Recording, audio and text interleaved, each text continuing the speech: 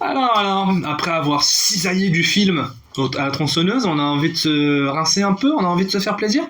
Voilà, on va aller sur le top film de l'année. Hein. Je pense que c'est un peu plus intéressant, enfin, non, c'est plus intéressant de démonter des films, mais on va quand même parler des 5 meilleurs films de l'année 2025.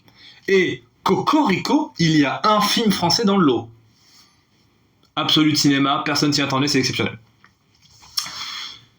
En 5e position, n'est-ce pas En 5e position, j'ai décidé de mettre Jurassic World Rebirth. Pourquoi je vais y venir, je vais vous en parler. Quand j'ai été voir Jurassic World, j'étais quand même agréablement surpris. Et je m'étais quand même dit en mode, putain, c'est pas mal. C'est pas mal en soi, il y a plutôt des belles images, bon après il y a Tonton Spielberg qui est derrière, donc les effets spéciaux sont quand même assez de très bonne facture, le scénario est pas non plus le plus recherché de l'histoire, mais ça reste un nouveau truc, une nouveauté, quelque chose qu'on n'avait pas encore exploré dans le lore de Jurassic World et de Jurassic Park. Et les persos étaient plutôt attachants, les décors étaient plutôt beaux. Moi j'aime bien ce côté un peu... on a été, alors évidemment il y a du fond vert et tout, mais on a été filmé sur une île, il y a des vrais décors, ce côté un peu aventure à l'ancienne. Donc moi ça me parle, ça m'intéresse. Et plus je revois des extraits de ce film, alors déjà Jonathan Bailey, exceptionnel, exceptionnel, formidable, le GOAT absolu. Même Scarlett Johansson, Mahershala Ali, tous les persos, enfin le trio de persos est hyper attachant, moi j'aime beaucoup. Et bah, le film est bon. Le film est plutôt très très bon. Alors oui, les dialogues c'est le gros point noir du film. Le scénario est bon, un peu con par moment. Parce que ça fait vraiment... Alors en fait, on va prendre du sang de dinosaures pour pouvoir faire des médicaments contre des maladies et tout. Pourquoi pas? Et du coup, on doit prendre un dinosaure de l'air, un dinosaure de l'eau et un dinosaure de la terre. Bon, pas très original. Mais ça permet de livrer certaines scènes quand même assez sympathiques. La traque du mosasaure, avec le bateau et tout, quand même assez sympa, on va pas se mentir. Ça a un côté un peu... pas film d'horreur, non, mais un côté spectaculaire, quoi. Tu vois, je me dis... Putain, j'ai peur de ce qui se passe, parce que surtout on sait que dans Jurassic Park, tu peux te faire bouffer à tout moment. Donc là, c'est intéressant, pareil, le moment assez onirique avec les gigantosaures, les dinosaures grands là, dans les feuilles là. Voilà. Donc ça c'est assez sympa. Même ce qu'ils font avec la famille et le T-Rex et le bateau et tout, je me dis putain c'est pas mal. Et c'est assez cool parce que il y a beaucoup de vidéos qui parlaient, rien à voir, mais de Alien. Du fait que... Ah, c'est mes colocs, autant pour moi. Ouais.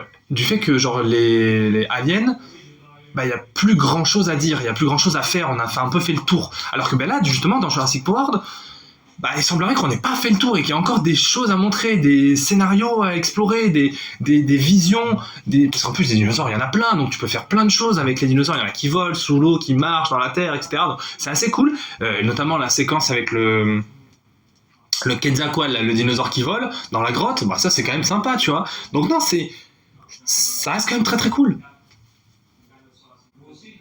Bon, c'est mes colocs qui sont en train de parler, pour le moment ils sont pas en train de baiser, c'est déjà pas mal. Oui, donc voilà, non, Jurassic World c'est très très cool, c'est pas le plus grand film de l'année, c'est pour ça qu'il est pas dans le top 1, mais j'avais envie de le mettre dans le top pour le soutenir et pour me dire, moi j'aime bien Jurassic World. Rebirth, j'aime bien ce truc et je trouve que c'est pas mal. Donc ça vous fera passer un petit moment, somme toute assez agréable en famille pour les fêtes de Noël. Voilà. En 4e position, évidemment, un film de super-héros. Évidemment, Les 4 Fantastiques de Matt Jackman. Et évidemment. Alors, oui, je maintiens ce que j'ai dit dans ma vidéo. Oui, le film n'est pas parfait. Ah ça, c'est sûr et certain. Je valide à 100%. Mais le film débloque tellement il tente tellement des nouveaux trucs dans l'univers Marvel, à savoir, déjà, c'est pas sur la Terre 616. C'est sur une nouvelle Terre alternative où les 4 Fantastiques sont les seuls super-héros. En plus, dans le film, il y a littéralement 2 scènes d'action sur 2h20 de film. Donc, voilà. Les personnages sont assez atypiques. Enfin... Non, c'est les décors, le côté un peu rétro-futuriste, donc 60s, un peu machin. Moi, ça me parle. C'est super, les 4 Fantastiques. Je suis désolé. Moi, je trouve que c'est un film qui a le mérite de tenter des choses. Oui, c'est pas un film parfait, c'est pas l'un des plus grands Marvel, c'est dans la moyenne, on est d'accord. C'est dans la moyenne. Alors, c'est quand même mieux que Captain America, même si, vous voyez, j'adore Captain America, c'est le GOAT absolu, mais Captain America Brave New World, on sent qu'il y a des problèmes de production, on sent qu'il y a plein de trucs. Là aussi, on sent que dans les 4 Fantastiques, ce qu'on sent, la même chose que dans Captain America 4, c'est que le film a tellement à offrir. Mais tellement à offrir. Le film, il fait 2h20.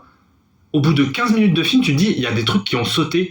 Tu sens qu'il y a des scènes qui ont coupé. Tu sens que il y avait déjà John Malkovich, ça on le sait, en Red Ghost. Tu sens qu'avec l'homme taupe, il y avait des trucs. Tu sens qu'il y a des intrigues avec Subterranea. Je ne sais plus parler, je fais une attaque cérébrale. Enfin, bref.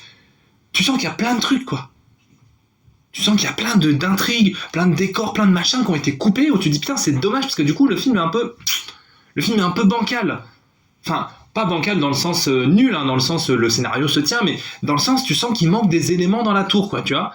Et du coup, c'est dommage parce que c'est une très belle tour, c'est un très beau film, les costumes. Pedro Pascal, Joseph Quinn, excusez-moi. Alors tous, même la chose, hein, tous les trois c'est des goats, mais alors Susan Storm, là on est à un niveau d'aura qui est exceptionnel. Hein. Ce qu'elle fait à Galactus à la fin, excusez-moi, mais absolute aura, formidable. Bon, hein, voilà.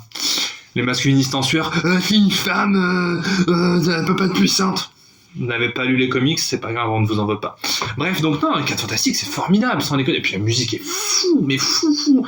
Enfin, tout est fou dans ce film, mais tu sens que il manque des petits éléments par-ci par-là dans le barda. Et du coup, c'est dommage parce que j'avais envie d'en voir plus. Voilà. Top 3. Kaamelott. Second volet, première partie, chef-d'œuvre. Hein. Là où le top 4 et le 5 c'était des très bons films, là on rentre dans le chef-d'œuvre. Hein. Je suis désolé, je sais qu'il y a plein de gens qui n'ont pas aimé, je sais qu'il y a plein de problèmes que les gens ont vus dans ce Kaamelott. Moi, je les ai pas vus. Pour moi, Kaamelott, c'est de la très très très grande comédie française. Vous voyez, je sais pas si vous l'avez déjà vu ou si vous regarderez après, mais dans ma vidéo sur les flops, je disais que aux États-Unis et en France, on avait une différence de budget selon les films. Là, je suis désolé, mais au contraire par exemple d'un Tron Ares qui coûte 150 millions, où je ne vois pas un seul centime à l'écran, bien là, le film coûte 50 millions, je crois, quelque chose comme 30 millions, je les vois à l'écran. Je les vois. Je sens qu'il y a du costume, il y a du bel artisanat derrière les costumes, je sens que tout le monde est impliqué dans son personnage. Les décors sont magnifiques. Tu sens que c'est des décors dans toute la France, hein, mais il y a du château, il y a de la grotte, il y a des souterrains. Il se passe un truc, tu vois, à l'écran. Et puis il y a des moments où il y a des effets spéciaux. Ça rivalise avec Hollywood. Je le dis sans problème. Il y a une espèce de géant de foudre à un moment donné, mais c'est zinzito. Je vous jure, c'est zinzin de voir ça dans un film français, alors que tout le monde est en mode le cinéma français, on peut pas faire des gros blockbusters. Bah si, il suffit juste de donner le bon montant aux bonnes personnes, parce que encore une fois, les films de Danny Boone coûtent plusieurs millions d'euros. Les films de Danny Boone, regardez un seul film de Danny Boone, genre je crois que son dernier film, il coûtait quelque chose comme 30 millions. Ah par contre il doit se mettre bien financièrement, il doit être royal, hein. Mais alors à l'écran il y a rien, hein. Mais rien de rien. Il aurait filmé sur une scène de théâtre, ça aurait été pareil, hein. Donc là, je vois l'argent.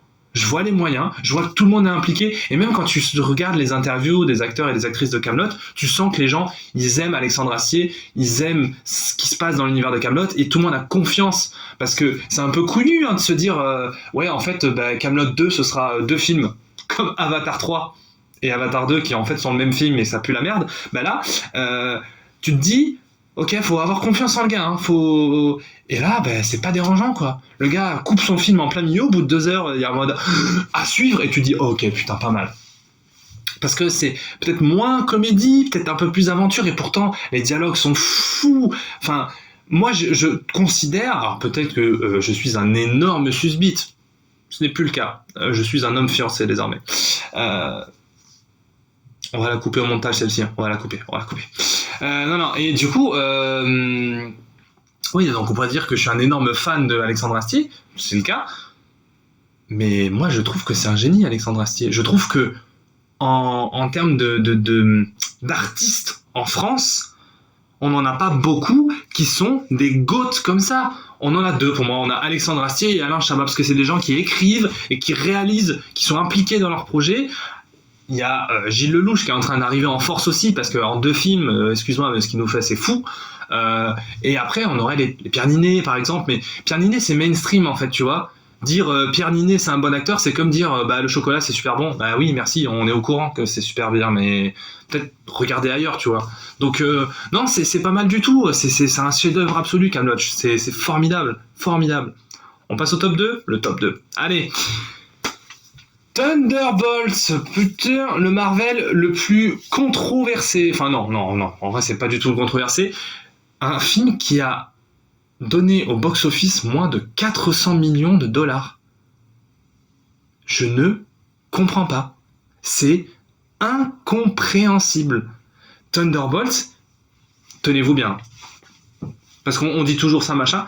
Thunderbolts, c'est le meilleur film Marvel depuis Avengers, depuis No Way Home. Voilà. Donc depuis 2021, c'est le meilleur Marvel. Meilleur que Deadpool et Wolverine, meilleur que Black Panther 2. Ouais, si, meilleur que Black Panther 2, meilleur que No Way Home. Enfin, c'est exceptionnel ce film. Tout est formidable parce que en fait, ça reprend.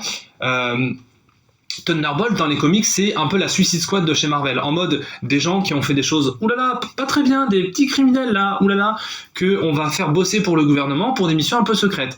Et le film détourne ce postulat de base pour être en fait, en fait, on a fait des missions secrètes pour une madame, voilà, on a tué des gens, et puis maintenant elle veut qu'on s'entretue, sauf qu'en fait non, on arrive à survivre, du coup on va aller la démarrer. Sauf que entre temps, cette meuf, elle a fait des expériences ignoblissimes sur un pauvre jeune garçon, alias Robert Bob Reynolds, alias Sentry, alias le nouveau GOAT du MCU, qui, spoiler, elle lui a donné littéralement les pouvoirs de Dieu, sauf que, merde, il est en dépression, là, tuile un peu là. Et donner des pouvoirs d'un Dieu à quelqu'un qui est en dépression, c'est littéralement foutre la merde partout.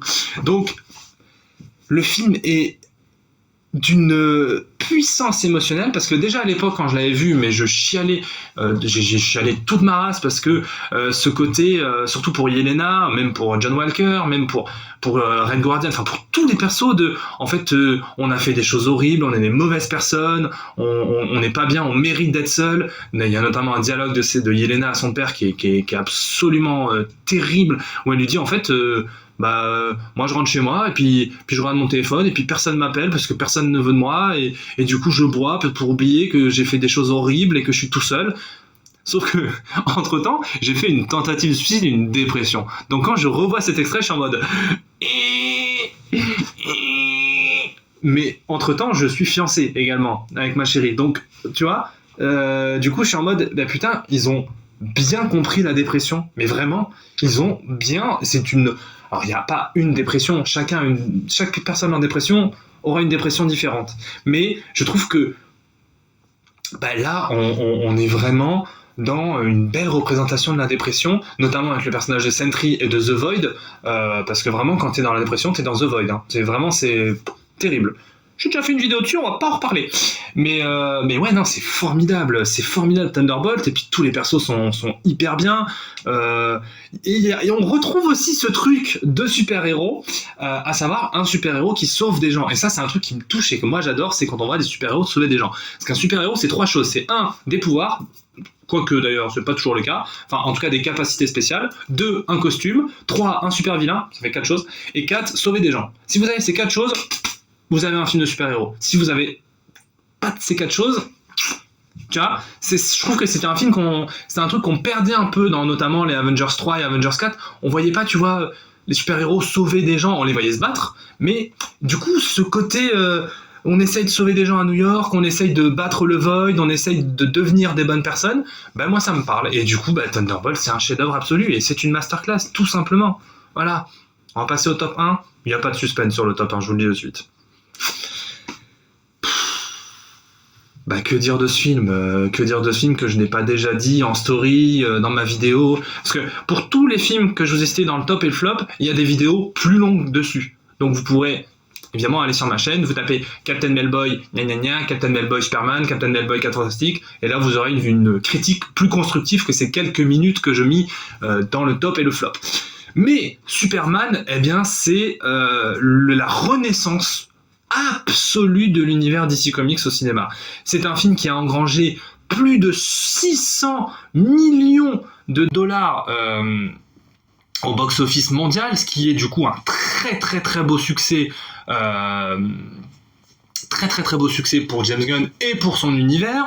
Là, comme vous l'avez vu, le trailer de Supergirl a embrasé l'internet et j'ai l'impression que ça plaît quand même pas mal. Moi, pour le coup, je trouve ça me hype de zinzin. La série Lanterne va être formidable. Enfin, là, l'univers d'ici est lancé et fait concurrence à Marvel. Je vous le dis. Parce que, attention, vous l'avez vu, j'adore Marvel, j'adore DC Comics, les deux, c'est fou pour moi. Mais, là où Marvel a vraiment pris une hype de fou malade après Endgame et tout, bah, financièrement, cette année, c'est un peu compliqué parce que Thunderbolt, c'est 400 millions, 4 Fantastiques, c'est 600 millions, non, même pas, c'est 500 millions, Captain America, c'est à peu près pareil, alors que bah, ils ont des gros budgets. Et du coup, bah, Superman, c'est un succès absolu et c'est un film parfait. Mais c'est un film parfait. Il n'y a pas un plan de moche. James Gunn, il fait preuve d'inventivité dans sa mise en scène, dans son scénario, il y a plein de surprises. Je vous parlais de Thunderbolt juste avant, là c'est vraiment le super-héros au sens propre du terme, c'est un super-héros qui sauve des gens avant d'aller combattre le méchant. En plus il y a la Justice Gang, Hawkgirl, Green Lantern, Mister Terrific, j'ai besoin d'en parler, je pense que tout le monde se rappelle voilà. Donc non, c'est un film exceptionnel, je veux dire, même mon ami Aliénor qui déteste les super-héros est en mode putain, bon film en vrai, ouais, sympa. J'ai chialé évidemment 1,5 million de fois parce que c'est un film, James Gunn a toujours été très émotionnel, mais là, il a compris l'essence du super-héros, l'essence du Superman, et David Corenswet, l'interprète de Superman, a compris ce qu'il était en train de jouer et ce que représentait Superman. Et c'est un film qui fait chialer beaucoup plus les gros nounours et les gros mascus bien hommes plutôt que les petits enfants. Je veux dire, moi, ce film, il me brise le cœur, mais pas parce que c'est triste, mais parce qu'il nous dit des choses qui sont vraies, en mode, les gars, faut juste être gentil avec les gens, c'est tout. Et du coup, il y a plein de hashtags sur internet, on se dit, oui, en fait, faut juste être gentil avec les gens, c'est tout. Et je suis content de me dire que, il y a la génération 2000, comme moi, qui a grandi avec Spider-Man, de Sam Raimi, il y en a qui ont, et Avengers aussi, il y en a qui ont grandi avec Avengers, il y en a qui ont grandi avec Tom Holland, et là il y a des enfants, des garçons, des filles, des êtres humains qui vont grandir avec ce Superman et se dire ouais en fait il faut être gentil avec les gens, il faut sauver les gens et le mal c'est pas bien. Alors ça paraît un peu cuculapraline, un peu kitsch quand on dit ça comme ça. C'est vrai que ce Superman peut être un peu kitsch sur des moments, tu vois. Le coup du slibard, le costume, le délire full super-héros, je comprends que tu puisses ne pas être dedans. Je l'entends tout à fait. Mais dans une époque, on va pas faire de la politique ici, quoique, vous savez ce qui se passe en France, à la planète, tous les jours, où globalement, je peux le dire parce que j'ai une petite chaîne, le nazisme est en train de revenir, d'avoir un film qui littéralement te dit « Non, en fait, moi je suis un gentil et je pète la gueule aux méchants, c'est tout », ce qui est surtout très drôle, c'est que évidemment les fans de Snyder, les gros mascus ou les mecs qui n'ont rien compris aux super-héros est en mode Superman avec le film il est devenu woke. Mais les gars, les super-héros, ça a toujours été le truc le plus woke de l'univers. Genre vraiment, ceux qui disent ça, vous n'avez jamais ouvert une bande dessinée de votre vie entière. Superman est littéralement un super-héros qui est un immigré alien d'une autre planète qui a été créé par des créateurs juifs. Je veux dire, partant de là, Superman est de base le super-héros woke, tu vois. Donc, bref, je vais pas m'énerver ou quoi, parce que c'est un top film, il faut parler des qualités, mais ce film, revoyez-le encore et encore et encore et encore. La musique, je suis désolé, le moment avec son père adoptif, le moment où le gamin hisse le drapeau de Superman alors que son pays est en guerre. Comprenez un peu les parallèles que James Gunn essaye de faire avec la situation actuelle dans un certain pays où les gens se font génocider la gueule. Vous voyez ce que je veux dire? Donc Il y a des moments larmoyants et en même temps, c'est un vrai film d'action avec des vrais moments d'action, des vrais moments de aura, comme disent les jeunes. Guy Gardner, Superman, tout le monde est en full aura. Mister Terrific, je vous en parle même pas. Enfin bref, le dialogue de fin, la scène de fin, tout est exceptionnel dans ce film. Voilà, j'aime Superman, j'aime être gentil, j'aime les super-héros. Voilà. C'était Captain Melboy, je vous dis à bientôt.